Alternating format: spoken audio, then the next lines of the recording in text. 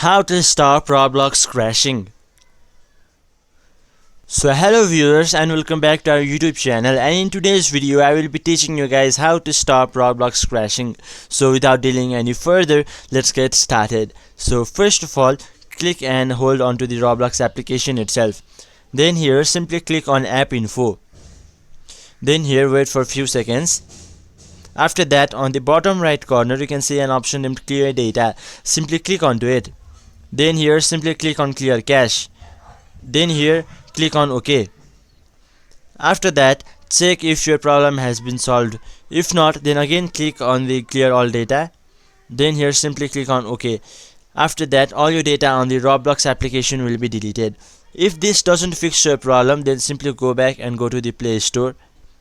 Then here on the search menu simply search for Roblox.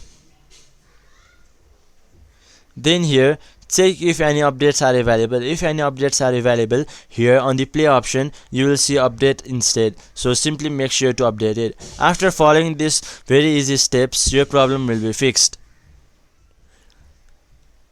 So hope this video was helpful for you. Until the next video, bye bye and take care.